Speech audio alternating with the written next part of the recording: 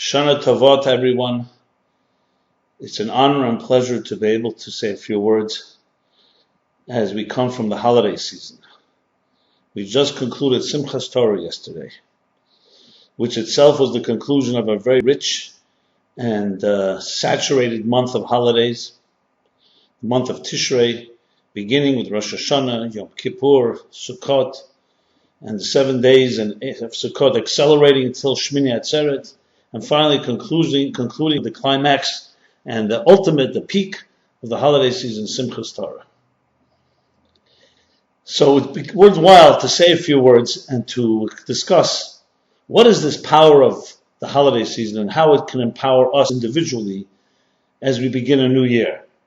You know, we all surely pray for and are blessed with all the needs materially and spiritually that we require for living the best possible lives. No question, God will answer everybody's prayers.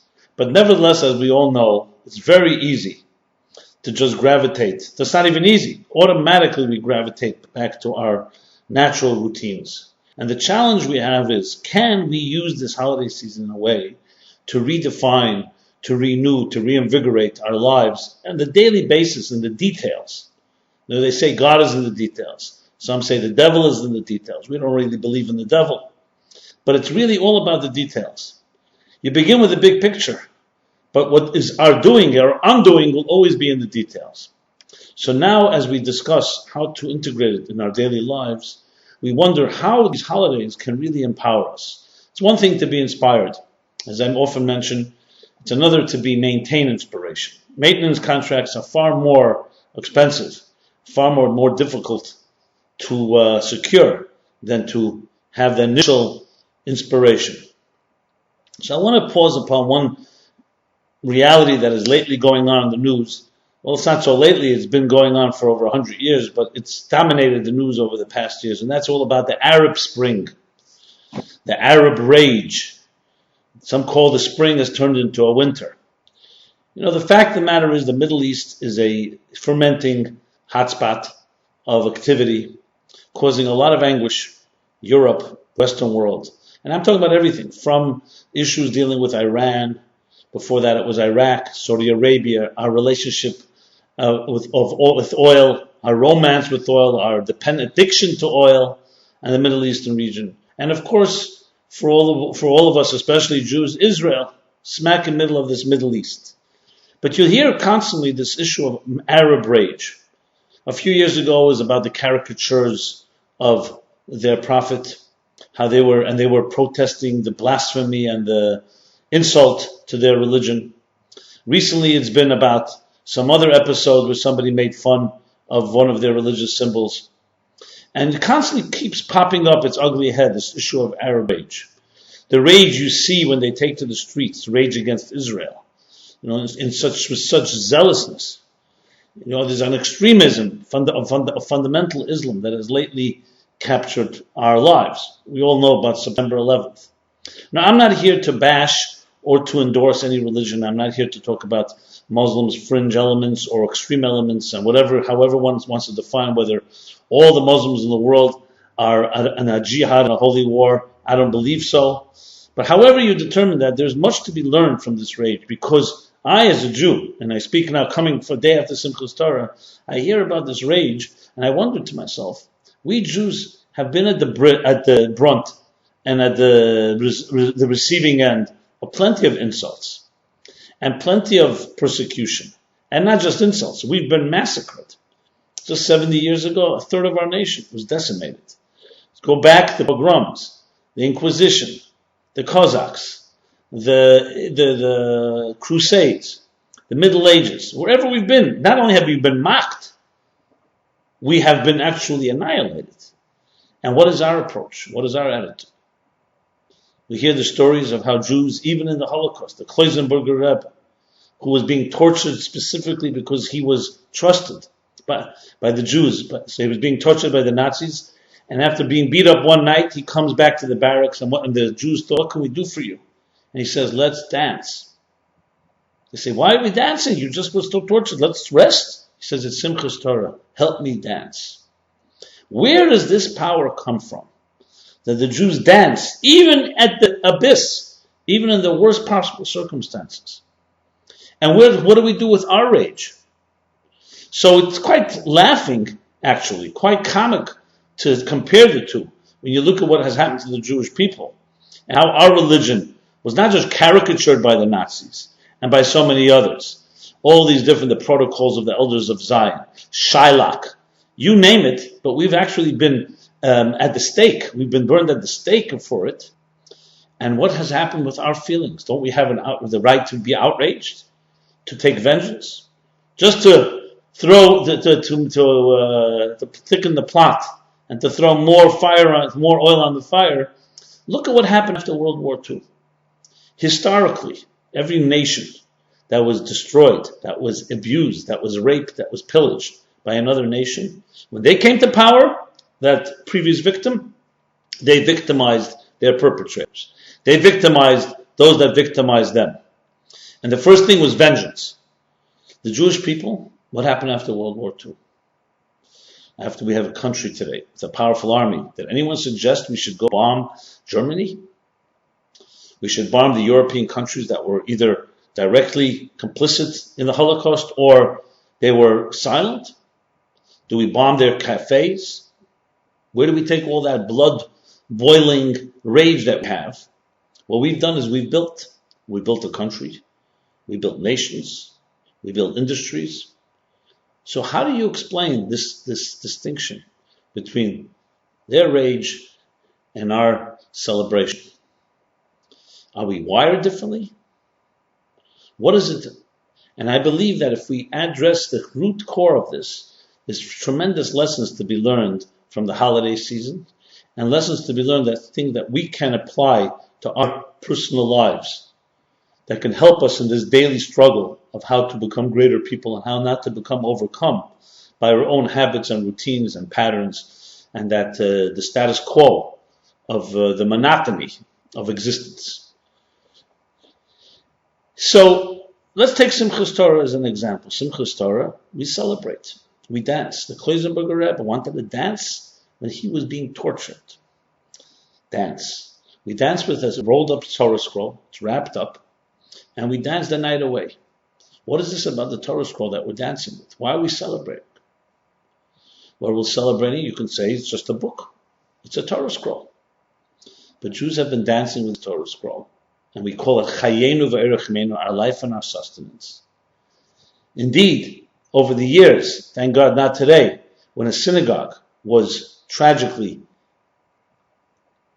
kindled, lit up, not in a positive way, by our enemies, burning down synagogues, we would run into these burning synagogues to make sure to save not just the lives inside the building, there's Torah scrolls. Put ourselves at risk to save a Torah scroll. Why? What is this about the Torah scroll that we so connected with, that we treat it like a life?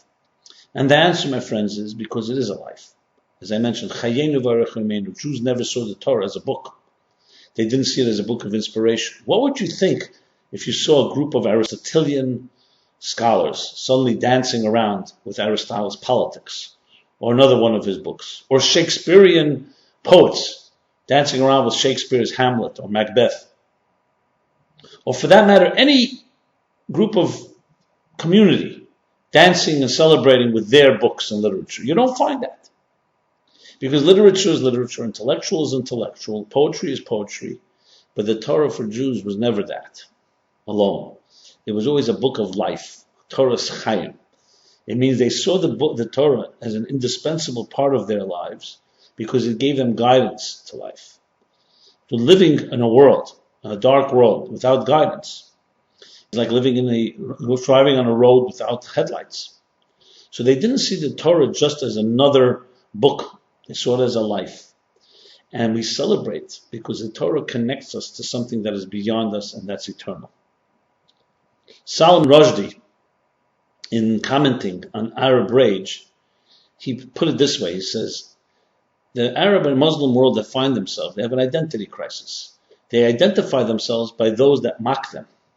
They identify themselves by those that abuse them. So it's interesting. Jews identify themselves by what we love, not by what we hate. Those that rage identify themselves by what they hate. What is the distinction between the two? And let's apply it to ourselves personally in our psychological lives. If you identify yourself by what another person is doing to you, so if they're doing good things to you, okay, you're feeling very good that moment. But if they're doing bad things to you, you feel terrible. That means you're at the whim of others, and that your mood and your attitude to life is based on how others treat you. This can be strangers, it can be family members, it can be parents. The key thing to any healing, to any growth, is that you are no one's victim. You're not a product of anybody's life. You're not a result of circumstances. You are an independent individual created by God. Yes, in early years we're dependent on nurturing and love and support and the building of our self-esteem and our parents and those around close ones. But you are fundamentally an independent individual.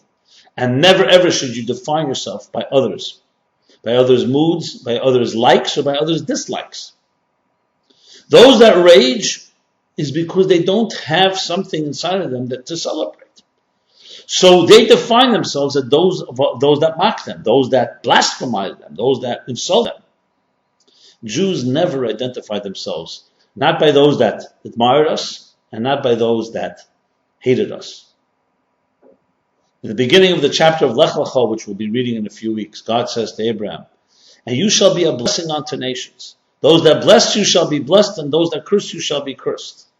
Think about that statement. It's not that the Jews are just a blessing. It means that they generate. They don't absorb, they generate. They generate blessings onto others.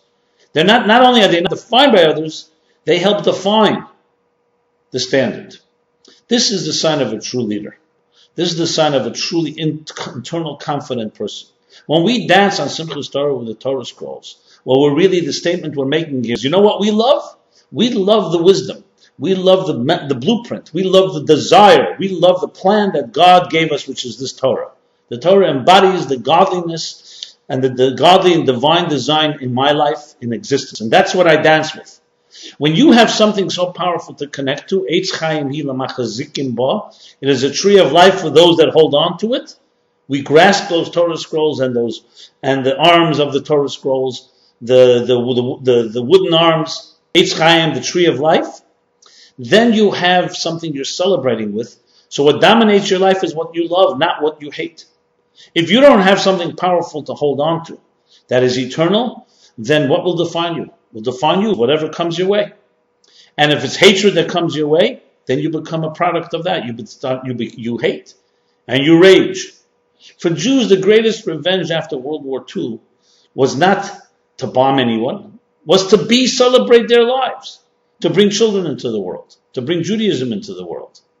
You go to Berlin today, and you'll see little Jewish children running around. You go to the big plaza where Hitler Yamach Shemay once stood and had his legions of Jugendrat, of the young Nazis, hundreds of thousands of them, and you see a Hanukkah menorah, Hanukkah being lit in that square.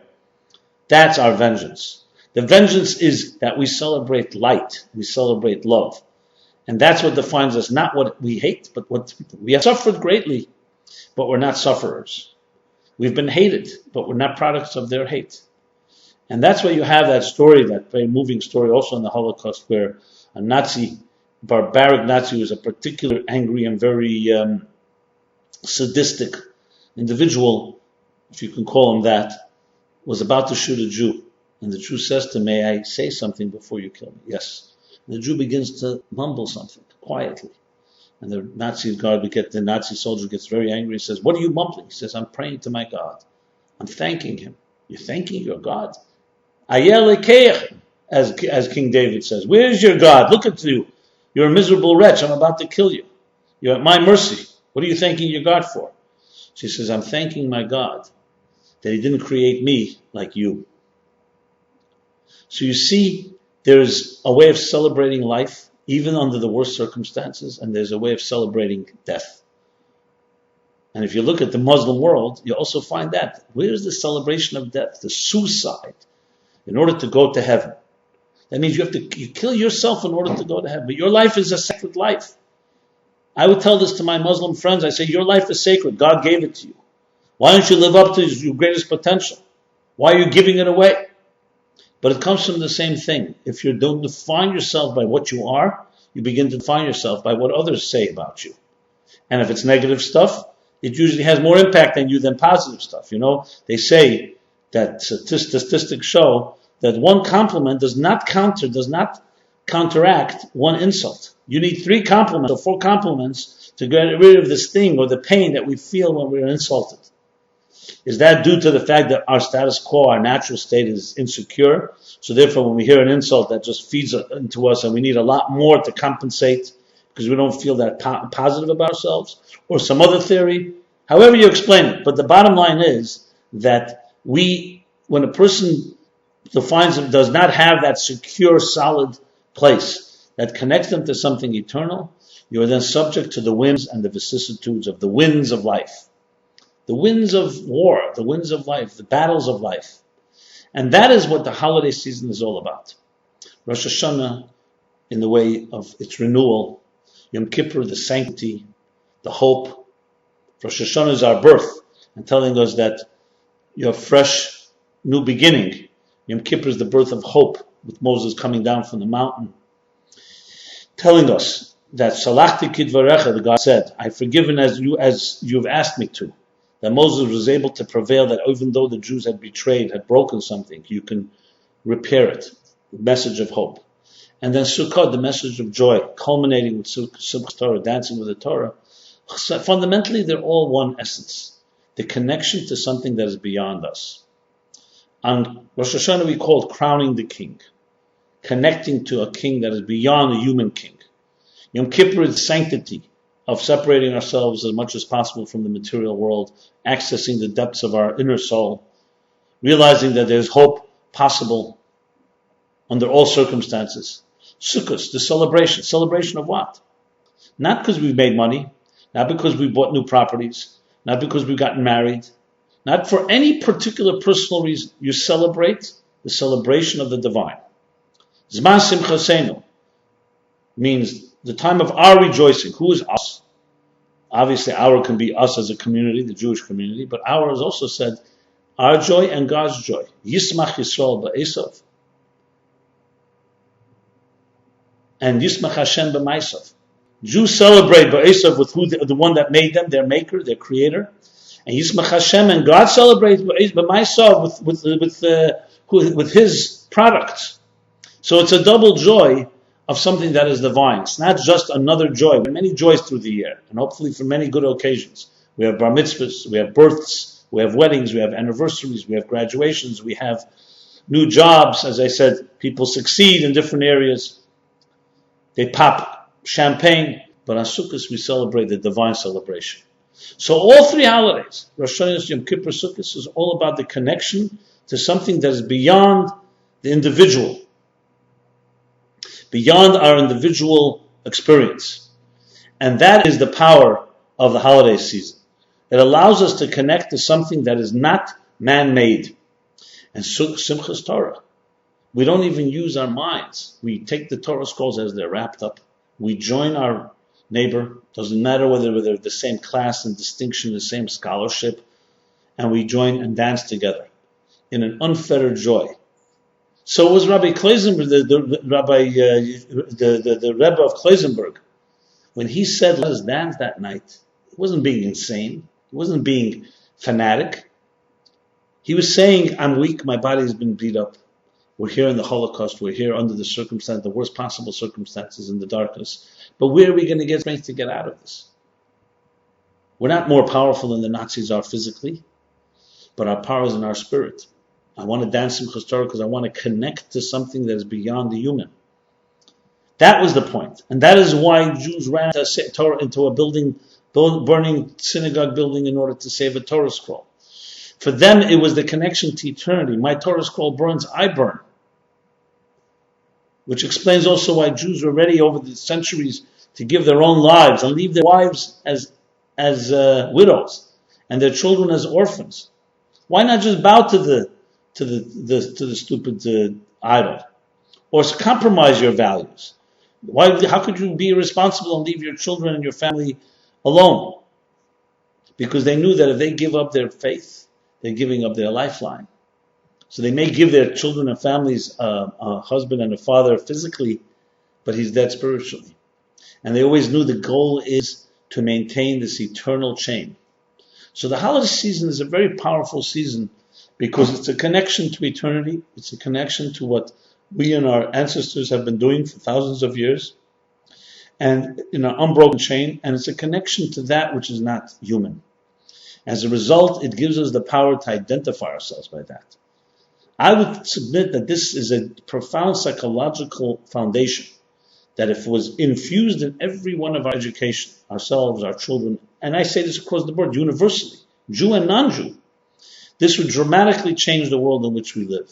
Because the identity that people have today is based on all kinds of impermanent things, what others value. Money, of course, is a big one. Other status symbols, what you wear, what you drive, where you travel to, who you hang out with, what you watch, what you read. But that sense of inner identity, who are you, generating from within, is sorely lacking. Now, all children are born with that potential because they were created in the divine image, given an indispensable mission to fulfill in this world. But then they are forced to become adults. They start playing the game by the rules of adults. And we all become defined by what others expect and what we think is success.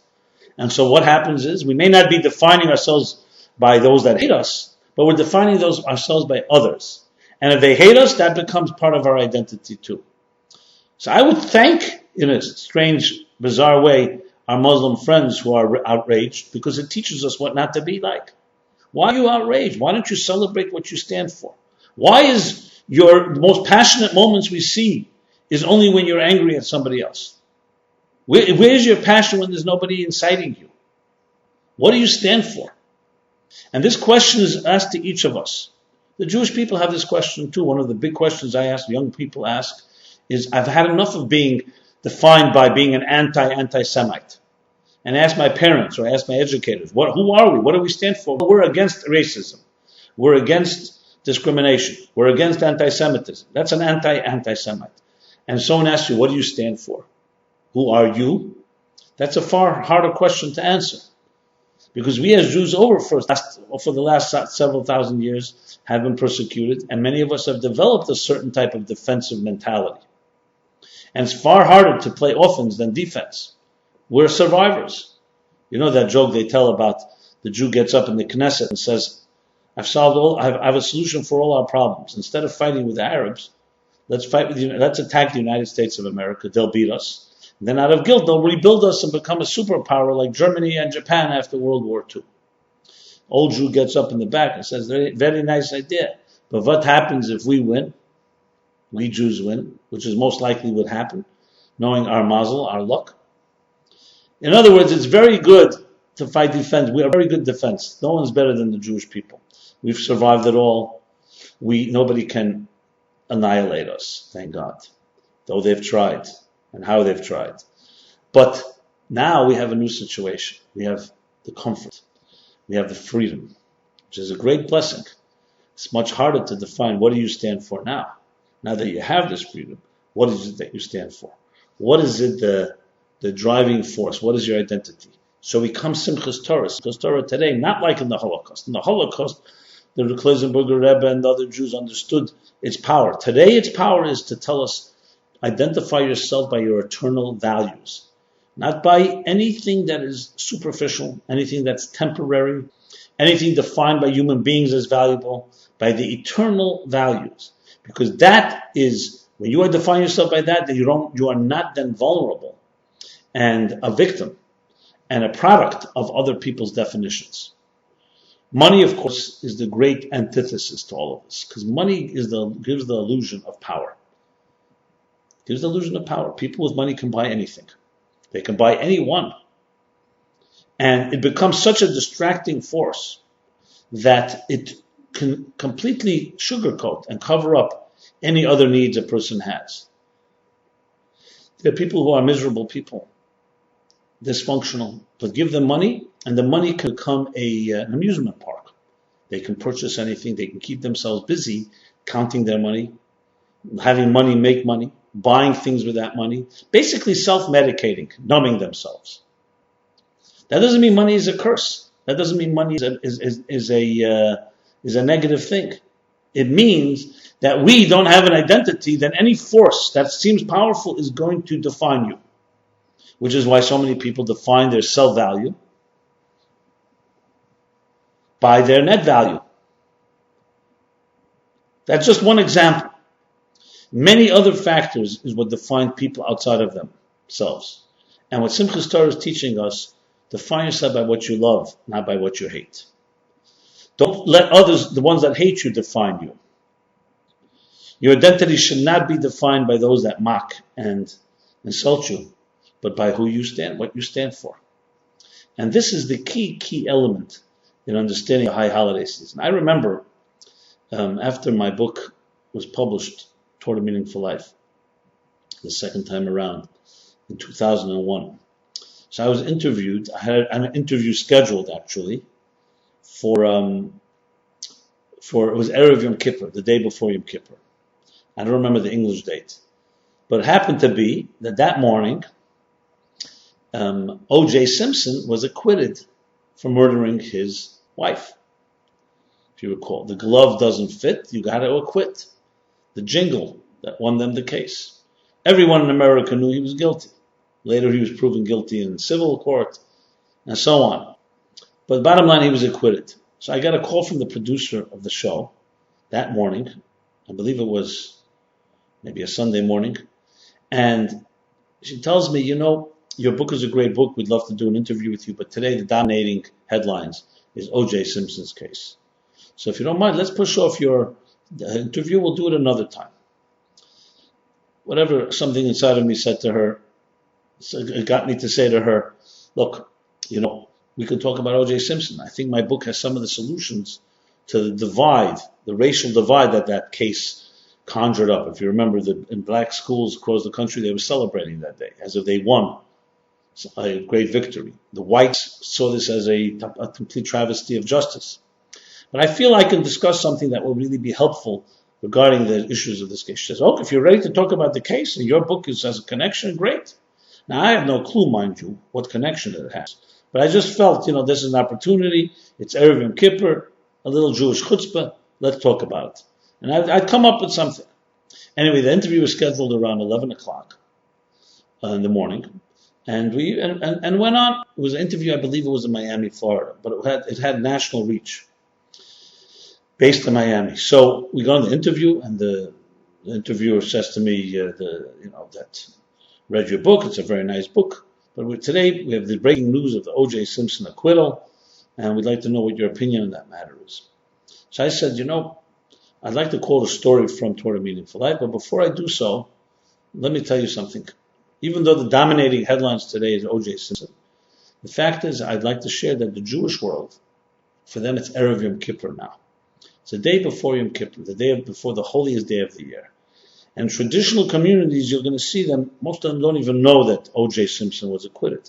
They're running around, busting, going to the mikveh for the ritual bath, praying, atoning, asking for forgiveness, preparing for this great solemn day called Yom Kippur. So while we speak, there's a whole community that is oblivious to all this that is dominating the headlines. And you may think they're detached. What's the matter with these Jews? What's happening now is O.J. Simpson is acquitted. What more important than that can be happening? So let me share the following story. Levi Yitzchak Bardishev, the great Levi Yitzchak Bardishev, prayed Yom Kippur. He led the prayer service. And he got up and he stood by the Amud, which is the stand by which the cantor begins the prayers. And he said the following. The king of Prussia, the Prussian people say that their king is the greatest. The French say that their emperor is the greatest. The Russians say that their czar is the greatest. And I, Levi Yitzchak ben Sarah Shosha, which was his name and his mother's name, Levi Yitzchak, the son of Sarah Shosha, say, Yiskadal v'yiskada shmei Rabba. May the name of God, the great name of God, be exalted and elevated and ascend on high. That's what he said. What is the meaning of the story? It means, while the world is busy, the Prussians with their king, the French with their emperor, the Russians with their czar, Americans with their headlines, including O.J. Simpson's acquittal, there's something greater than it all. There's a divine force that transcends all these elements and will outlive them and has been here long before they all existed. And that's the secret to all greatness. Yes, it's news, and we'll talk about the news. But we have to remember that there's a group of people that today are making the statement, these things are not what matters. These are the small shifts that take place in news shifts from day to day that constantly change. Every generation, every day has its headlines. But what remains steady, the foundation that defines us, is not the events that happen in our lives. Just like those who mock us or those who love us don't define our identities. Our identities are not defined by the circumstances and events that are going on around us. And that's why today they say Yom Kippur, oblivious of all of this. And this, mind you, I said to the interviewer, on the phone interview it was, the radio interview, is the secret to the problems, to solve the problems, the racial problems we're having. And here's where I'd like to cite the story from Torah Meaning Life. In the chapter on love, there's a story in 1991, the summer of 91, there was a pogrom in Crown Heights. You may recall that when the Lubavitcher Rebbe returned from his gravesite, from visiting the gravesite of his father-in-law, so his entourage accidentally and tragically killed a little boy, Gavin Cato, a little black boy. The blacks, someone inciting them, took to the streets. And that night, in cold blood, killed the Jew Yankel Rosenbaum. It wasn't exactly the same thing. This was premeditated, malicious. This was an accident, tragic accident. And that night was a night of lawless night. I remember it vividly. They took to the streets, breaking windows like a pogrom in the times of Germany in the late 30s, 1930s. And they killed this Jew in cold blood. They stabbed him to death on the corner. Mayor Dinkins then, the black mayor of New York, came to see the Lubavitcher Rebbe. And he asked for a prayer and a blessing that there should be peace among the two peoples. And the Rebbe's response is, which I have in the book, The Torah Meaning for Life, not two people, one people, under one God. That was the Rebbe's answer. The Rebbe didn't distinguish between the two. We're all human beings under one God. What is that telling us? This divide, this hatred, why the blacks look at the whites with distrust and the whites look at the blacks with distrust, is because they don't respect the divine image in each one of us. How was O.J. Simpson able to murder someone? It's because he did not respect the divine image in that person. In his convenience, his rage, he got angry. In his rage, it was rage. This linebacker was an angry man. You define yourself by what happens to you and by what others have done to you, you can end up becoming the worst murderer. When you define yourself by racial politics, by the color of our skin, by other distinctions, there can be great distrust and hatred. You want a solution? One people under one God. Yes, we're diverse. Jews are Jews, there are non-Jews. There are blacks, there are whites. There are Asians and there are Europeans and there are Middle Eastern, there are Africans and so on. Whereas diverse is 7 billion people on this planet. There are 7 billion different images, different personalities. But we are also part of one large organism, one God. And that's what connects us. And when we're connected and celebrate with that, like an equalizer, like we do Simchat Torah, everybody dances equally, from child to adult, from scholar to layperson. That connects us to the eternal. And that is the response that I would like to share. I told her about the O.J. Simpson. I have to tell you, she was very moved, and she says this was excellent. Because most people are going to be talking, is he guilty, is he not guilty? You're giving us a perspective that is beyond just the immediate guilt or not guilt. The issues at hand, the root of the issues. So as we come from the holiday season, Rosh Hashanah Yom Kippur, we have to remember Yiskadl v'Yiskadl Shmei Rabbah. We have to remember where we put our priorities. Where is greatness? Where's the domain of greatness? So when we talk about all these prayers that we went through Rosh Hashanah Yom Kippur, and there are many, and many people wonder, what is this repetition seemingly? It's really different ways of expressing the main theme, which is It doesn't begin with man-made, you and me. It begins with something greater than us all. And when you connect to that thing that's greater, that itself gives you eternal power. And that's why we dance and we celebrate. And that's why we have the power to dance and celebrate. Today, in our personal lives, there's an epidemic of insecurity, of fears. Interestingly, in a world where at the press of a button you can get almost anything, anywhere, anytime. We don't have to struggle as our ancestors did, as our grandparents did for many things. Yes, we have our challenges and there's our recessions, but the problems of our free time, our leisure, our boredom, the addictions, the numbing ourselves to reality is unprecedented. Because I would submit that our identities today are under attack. Who are you? Who am I? How do I define myself? You go to work one day and someone says something really bad to you and it can destroy your whole day. We define ourselves by our jobs, by being fired. Now, none of this is pleasant, these negative things, but does that define you? And that, I would submit, the reason for that is because we don't have another definition. When you have no other definition of yourself, so what's left? What others give you? What others define you as? So the high holiday season has a tremendous lesson in identity politics, in identity issues. Who are we and what do we define ourselves by? So I would suggest that we take that message of Simchat Torah, of the Sukkos, of Yom Kippur and Rosh Hashanah, and channel it into a daily exercise, into a daily activity. Define yourself. What do you stand for? Even try to ask yourself that question. Write it down on a piece of paper. Answer. What do you stand for? What I stand for, I identify myself by. You'll find it not easy. It may even be unpleasant initially. But the more you focus on that, the more you'll free yourself by the other IDs that we have. It's not our credit score. It's not how others see us. Yes, it's good to have objective perspective from somebody else. But it's not that what defines you. What defines you is your soul, your innate and God-given gift of being an indispensable entity in this world. Most of us are not aware of that, and definitely not aware, even if we're aware that we're indispensable, what that indispensability looks like. But that's the job we have to do now. After we dance, that's what we have to do. So while they rage, we dance. While they hate, we love. While they look for other scapegoats to identify their lives, we look to the eternal that defines our essential life. And our role is not just to do it for ourselves, but to teach it to others, to make this a part of people's reality. And we have a battle at our hands, because there's a constant assault. Don't kid yourself.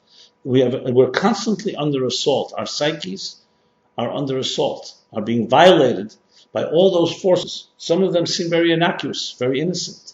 But those forces that demand our time, our energy, that demand our attention, that insist and impose themselves on us in a constant way of saying, buy this, do this, instead of that quiet little place where you can step back and say, what am I without other people's expectations? What am I without other people's standards? What am I if I have no one to answer to? Now, I'm not suggesting lack of accountability to others. I'm suggesting that every day we should have a moment. Maybe this is called the Moda Ani moment, where you just step back and think to yourself, what is it that I stand for? I believe if you start asking yourself that question, you begin to look for answers. And as you look for answers, you will find profound message within yourself that will help you identify what you're good at, what you should be doing, the light that you bring to this world. So let us make a resolution as we begin the new year that enough is enough. Enough being defined by others, enough being defined by the ambiguous or amorphous standards that no one knows who's created, using Shakespeare, the blind leading the blind. Let us look to eternity. Let us look to the eternal Torah for sustenance, to look what defines our identities. The more you connect to that, the more you will have that ability to not allow any factors in your life to affect you. Instead, the opposite. Wherever you go, all those forces become tools, become accessories, become your so-called palette to be able to capture and express your soul's calling.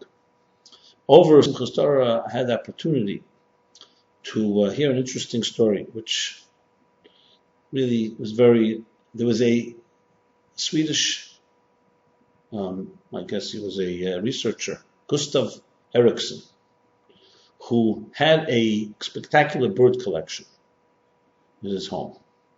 One day he had to travel, so he gave the keys to his home for someone to take care of the birds to one of his friends or associates. Well, as luck would have it, they decided to leave the window open. Now these birds were not caged, so the birds all flew out the window, as you can imagine. Freedom. When Gustav Eriksson came back, he was distraught. He had collected all these birds, and he treated them nicely. Whether it was right or wrong to keep them in captivity is another story, but that's what he did. And he was distraught. Now they were all, what do you do? Well, he came up with a great idea. He would play music every day for these birds. And if they had a reaction to it, he would play classical music, pieces from Mozart and others. So what he did was, he blasted this music from his apartment, from his home, where he had all these birds. And lo and behold, you know what happened?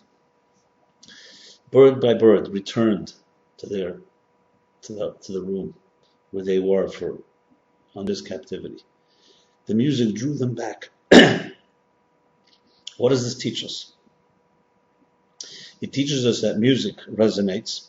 It teaches us that they say about love, that if you really want to love somebody, instead of holding on to them and controlling them, let them fly like a bird. And if they love you, they will return. Many people have difficulty loving in that way. They want to control what they love. They're concerned. It really comes from insecurity, because you feel that give them that freedom, independence, they won't return. But if you have the music, they will return. The same thing is with Judaism and the holiday season. These are powerful forces of music that not just that we dance and sing with, but touch the soul. Then comes, after Simchat Torah, we go out into the world. And you have the opportunity to either just forget what happened, which is often what takes place, because it doesn't resonate, or to reconnect to the music of Judaism, to the music of the Torah. The real power of holding on to the Torah and celebrating is something that touches very deep inside. So though we go afterwards and fly, when someone plays that music, we return to it. That's why in Judaism also the word Shuvah, which is the 10 days of Shuvah, Rosh Hashanah, Yom Kippur, the first half of the high holiday season, means to return. What is return? Why not? Shuvah means, some would translate as repentance. But repentance is the antithesis of return. Repentance means that you're repenting and regretting something that you did. You're going away from it. Return means you return to something. Because you see, in Judaism, it's not about going away. The sin is not who you are. That's the aberration. You are naturally a certain music that you may have wandered away from. So you return to it, which really means what you want to do is eliminate the outer layers that distract you, so you can go back to who your true identity is. So the analogy here would be is that we as birds have a music that we respond to. But that's the key word, resonance, responding to, relevance. If it's not going to resonate, and if it's not relevant, you're not going to gravitate toward it. So that's our challenge. How do we dig deep into our souls? How do we dig deep into the holiday season and take from it the power that allows us to find our true identities? So music is a good exercise as well. Play music. Find songs that speak to your soul. And consistently, not just as an entertainment or as an escapism, putting on headset and just escaping into the world of music. But find songs that actually help empower your identity. You want to call it music therapy? Call it music therapy.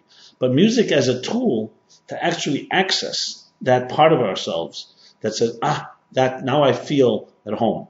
Now I feel that resonates. That message resonates. And write down what you feel. when that song is played? What is it that you stand for? Not what is that you stand against. Not what others are shaping or defining, but you define yourself from within. Not by what others are saying, not by, you don't define yourself by those that hate you, you define yourself by that which you love. And that is the key thing in Judaism, the message of discovering the music within. Music is an excellent analogy because music resonates, music touches. And in that sense, each of us can definitely find that type of peace. You see, today music captures and mesmerizes, captivates all of us, especially in the Western world. Young people. You compare a rock concert has replaced cathedrals. A rock concert is a cathedral today. A song is a prayer. And people are a community. You see the passion, you see the excitement.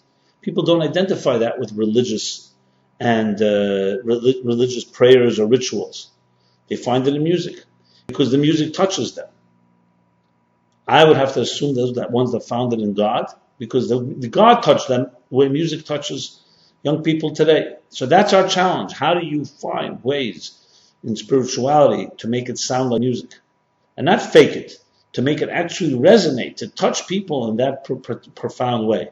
And that's when you have a religion that's not based on hatred, on death, on what others are saying about you, but it's a religion that comes from within, from your divine image, from your divine soul, is generating and communicating and connecting to yourself and to everyone around you. So I want to share my prayer and blessing that everyone in this new year, as we come from Tishrei, we conclude the month of Tishrei, and the 60 days that so many of you have been following, it should be a year where our identities emerge. And a year where your true identity, what you stand for, what you want to bring into this world, your unique music, your unique melody should sing out loud. Not as Thoreau writes, most men live lives of quiet desperation, and they die with their song still inside them. Let us resolve and let us be blessed and let God hear our requests that our song should not die within us. But we cannot die, and we cannot let our hope die, which means we need to not be resigned, we need to be motivated and know that there is an opening. That no matter what your life has been like till now, no matter what last year brought to you, whether on a financial level or other levels, your soul is throbbing inside of you, a force waiting to be released, a bird waiting to fly, based on the music that your soul generates. So may this be a year where we connect with that and apply it, channel it, harness it into our daily lives, into the things we do, even the mundane things we do. Then what they do is energize even the mundane things, even a meal, even walking down the street, commuting to your work becomes elevated and transformed when it's driven by that type of energy within. So I wish upon everyone that we should have that type of profound connection, and God should bless us all with a year of prosperity and abundance materially and spiritually, and above all with happiness and good health, in a way that we really can actualize and express ourselves in the greatest possible way, a way where we can spread our wings and truly dance and minimize anything that may cause us any discomfort or rage or any other negative feelings. So we dance and we dance and we dance, and we teach other people to dance, because life is a dance. And when you have that soul that is energizing you and you're confident, then you have plenty to dance for.